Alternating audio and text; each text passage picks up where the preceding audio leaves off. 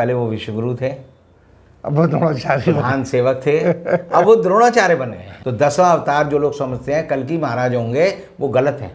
मोदी जी 10वें अवतार के रूप में, झूठा अवतार के रूप में जन्म ले चुके हैं और हमारी छाती पर बैठे हुए हैं। हिंदुस्तान में इस समय 2,04,000 करोड़ रुपए के जाली नोट चल रहे हैं। दोस्तों आदाब है, मैं अनीस अहमद खान हिंदुस्तान से आपसे मुखातिब हूँ। मेरे साथ है रविंदर कुमार जी। रविंदर कुमार जी, बहुत बहुत स्वागत है आपका।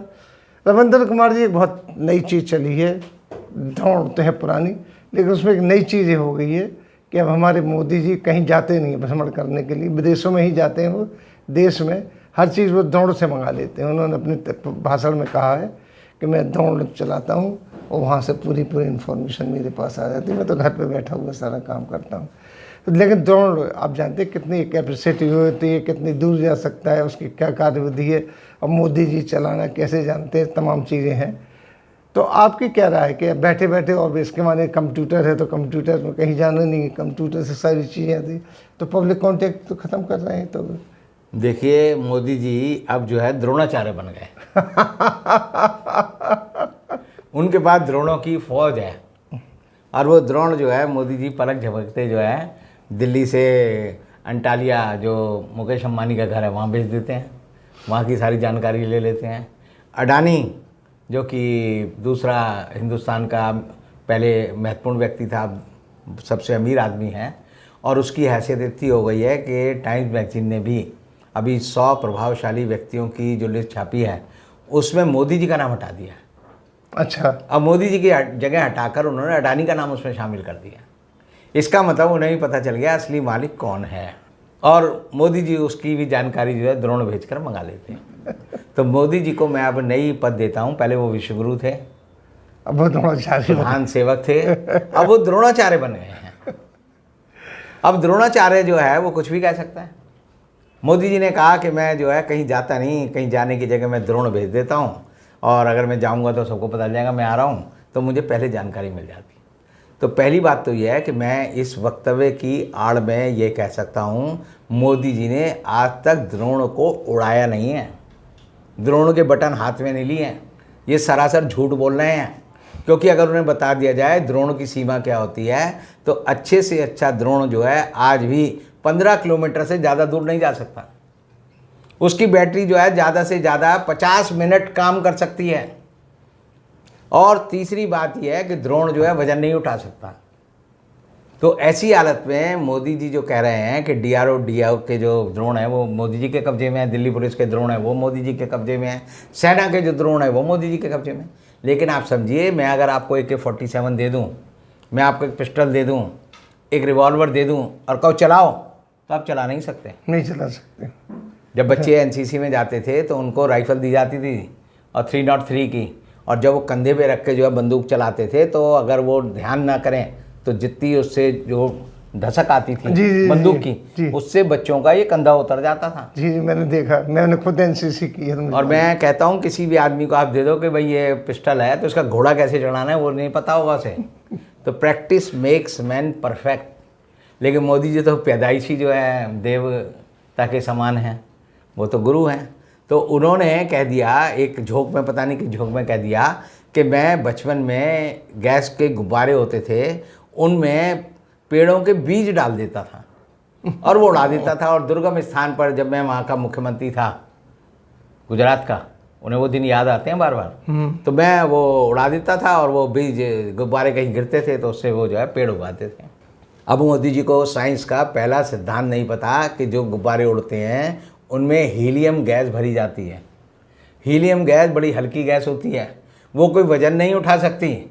और जो मोदी जी गुब्बारे वालों से गुब्बारे भरकर जो हीलियम गैस के गुब्बारे भेजते थे, वो गुब्बारे कभी उड़े नहीं हैं वहाँ। गुब्बारे तो हमने उड़ाए थे 89 में, 88 में, जब हमने बोफोर्स तोप गुब्बारे उड़ाए थे दिल्ली में, और उसके साथ एक छोटी सी पर्ची लगाई थी कि बोफोर्स तोप दलाल का नाम बताओ। ये हमारा प्रचार का तरीका था। मोदी जी को वो फ़ोटोआँ याद होंगी, इसलिए उन्होंने कहा मैंने गुब्बारे उड़ा दिए, जबकि गुब्बारा जो है इतना सा कागज़ नहीं उड़ा सकता। तो एक तरह से मोदी जी झूठ बोलने के 10वें अवतार हैं। यानी हिंदू धर्म में 10 अवतार मानते हैं, तो 10वां अवतार जो अभी होना है। तो 10वां अवतार जो लोग समझते हैं कल की महाराज होंगे, वो गलत है। मोदी जी 10वें अवतार के रूप में, झूठा अवतार के रूप में जन्म ले चुके हैं और हमारी छाती पर बैठे हुए हैं। अब ये सवाल आता है कि मोदी जी कहते हैं मैंने ड्रोन उठा लेता हूँ और मैं वहाँ की जानकारी ले लेता हूँ। देश की जनता को उनसे सवाल पूछना चाहिए।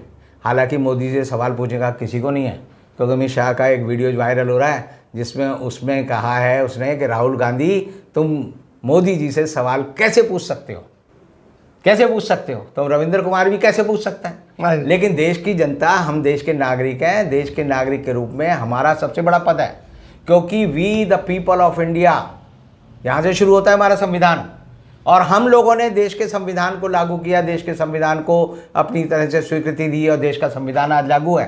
तो ऐसी हालत में मोदी जी को चाहिए आरटीआई लगाने से पहले वो लोगों को बता दें कि ड्रोन मैंने कब कब उड़ाए और क्या क्या जानकारी हासिल की और उस जानकारी के बाद मैंने क्या उसका इस्तेमाल किया।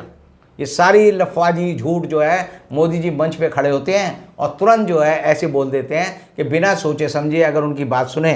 तो मुझे बचपन का एक चुटकुला याद आता है कि मोदी जी ने हीरा बहन अपनी माँ को कहा कि देखो मैं पढ़ के आया हूँ, अब मैंने 8वीं पास कर ली है, अब मैं ये 2 केले हैं इनको 3 केले करके दिखाऊंगा। तो मोदी जी ने 1 केला उठाया, बोले ये क्या है। हीरा बहन बोली ये 1 केला है।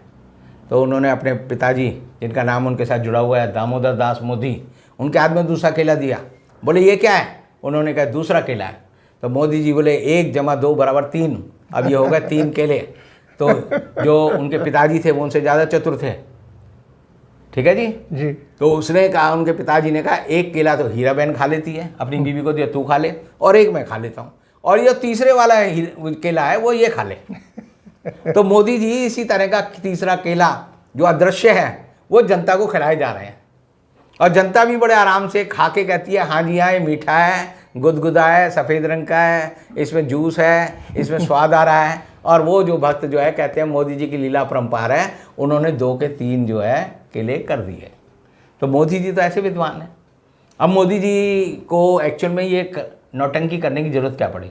30 साला जश्न है आज के दिन, 30 मई है, और 30 मई के दिन आप देखिए कि देश का जो उपलब्धियां हैं, मोदी जी ने कोई गाजे बाजे नहीं बजाए इस बार। हर साल दिखाते थे 7 साला जश्न, 6 साला जश्न, 8 साले जश्न में सब जो है चुप्पी है। चुप्पी की जगह क्या हुआ, रिजर्व बैंक ने कहा कि हिंदुस्तान में जो जाली 500 रुपये के नोट हैं वो तो 101% बढ़ गए हैं, और जो 2000 के नोट हैं वो 54% बढ़ गए हैं। और जब इसको जोड़ा, रिजर्व बैंक ने खुद कहा है कि हिंदुस्तान में इस समय 2,04,000 करोड़ रुपए के जाली नोट चल रहे हैं।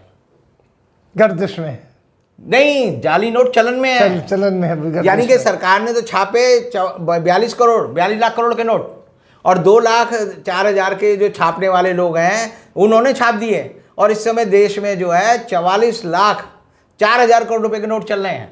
और इसी वजह से महंगाई है, क्योंकि सप्लाई और डिमांड का रूल होता है, मुद्रा ज़्यादा होगी, चीज़ें कम होंगी तो कीमत बढ़ जाएगी। तो महंगाई का एक बड़ा कारण जो है जाली नोट जो चलन में है वो भी है। और आप ये मत समझिए कि 500 का नोट ही छापा है उन्होंने, 1000 का नोट ही छापा है उन्होंने, 20 रुपये का नोट भी नकली निकाल दिया है, 50 रुपये का भी नकली है, 100 रुपये का भी नकली है, 200 रुपये का भी नकली है। तो नकली नोटों की बाढ़ आई हुई है। और मोदी जी ने क्या कहा था, 8 नवंबर 2016 को ये कहा था कि हम नोटबंदी कर रहे हैं, इससे बाजार में जो नकली नोट हैं वो चलन से बाहर हो जाएंगे जी। इसका मतलब नोटबंदी ने पहले तो देश की रीढ़ की हड्डी तोड़ी, और अब ये जो नोटबंदी के जो जाली नोट हैं ये बताते हैं कि नोटबंदी के सारे मोदी जी के हिसाब जो थे गलत थे। अब ये जो नोट हैं ये जो है लोगों को लोहे के चने चबाने को मजबूर कर रहे हैं, पत्थर खाने को मजबूर कर रहे हैं। यानी ये नकली नोट जो है देश की अर्थव्यवस्था के दांत तोड़ रहे हैं।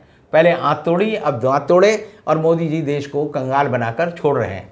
और जो दूसरा आंकड़ा रिजर्व बैंक ने जारी किया है वो ये कहा है कि 2014 से लेकर 2022 के बीच में 90% लोगों की हिंदुस्तान में आमदनी कम हुई है। आमदनी बढ़ी नहीं, महंगाई बढ़ के तिगनी हो गई।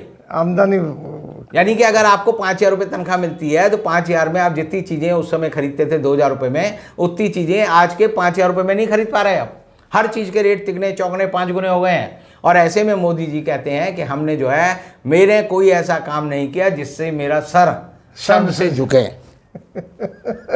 अरे भाई, शर्म से झुके यानी कि अगर आदमी अपने, जैसे मोर के बारे में कहते हैं कि मोर जो होता है खूब नाचता है, फिर जब अपने पाँव देखता है तो उसके आंसू निकलने लगते हैं कि मेरे पाँव इतने भद्दे हैं, मेरा शरीर इतना सुंदर है। तो मोदी जी आप जो है सिर्फ मोर की तरह हैं जिन्होंने देश में बुरे काम ही किए हैं, और आपके जो नाखूनों के निशान हैं वो हर आदमी के चेहरे पे, हर आदमी की छाती पे, हर आदमी के सीने पे, हर जगह आप देख सकते हैं कि आपने देश को बर्बादी के सिवा कुछ नहीं दिया 8 साल में। बहुत बहुत शुक्रिया आपका एनालिसिस का। इसी के साथ हम लेते हैं विदा, अगले अंक में फिर हाजिर होंगे। तब तक के लिए दीजिए हमें इजाज़त।